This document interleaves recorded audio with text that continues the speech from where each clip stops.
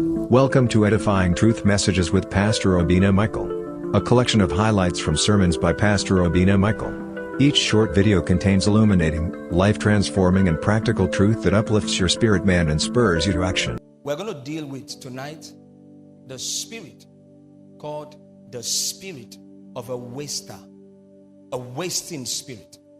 This is one of the spirit that impoverish God's people.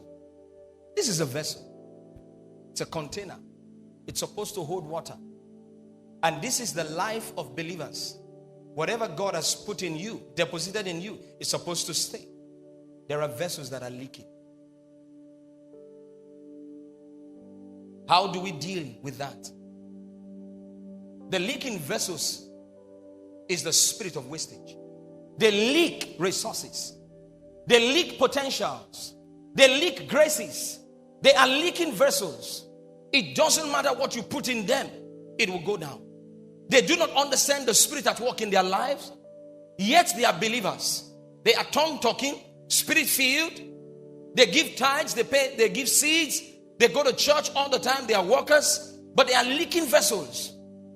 They carry grace, but the grace never impacts them because it's leaking. There's a spirit called the spirit of wasting around such people. Proverbs chapter 18, verse number 9. God hates this spirit. You must understand it. God does not like this spirit. So the first sign of the spirit of wastage in the life of a believer is, what are you called? What do they call you? What is the symbol of your representation in the realm of the spirit? What do people know you as? What are you called? What's your family called? You know what you're called is your label. And your label can be your hindrance. People can do business with you. They can transact with you to a certain amount. Why? There's a label. Look at this. He also that is slothful in his work is brother to him that is a great waster. He also that is slothful. You know the word slothful is a lazy person. That's the lazy person. That's someone who's lazy. He says, he also that is lazy in his work is a brother to him that is a great waster. That means there's someone who is a great waster. There's a spirit such as that. You know what that spirit wants to do? It wants to set the law of poverty, because poverty is a law. It's not just the absence of what you do not have. It's not the absence of money alone, but the absence of the required mindset that can push you forward. I'm talking about a spirit that wastes people, wastes resources, wastes opportunities. Many believers do not know how to present themselves and stand before greatness. When greatness invites them. Look at Joseph in the prison. When greatness invited him, the Bible says he shaped himself and appeared well. Greatness is inviting you. You don't keep to time. That's a wasting spirit. One of the attributes of the spirit of wastage is what he wants to show to us now. It is called a slack hand. Look at it.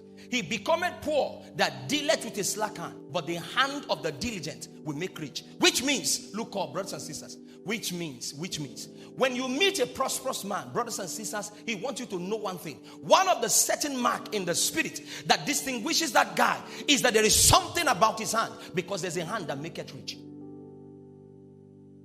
And there's a hand that maketh poor. It is called a slack hand. It's one of the reasons why believers do not have. It's not just sitting down to write down, okay, this is how I'm going to spend. No, sir. It is a spirit involved first that we need to deal with.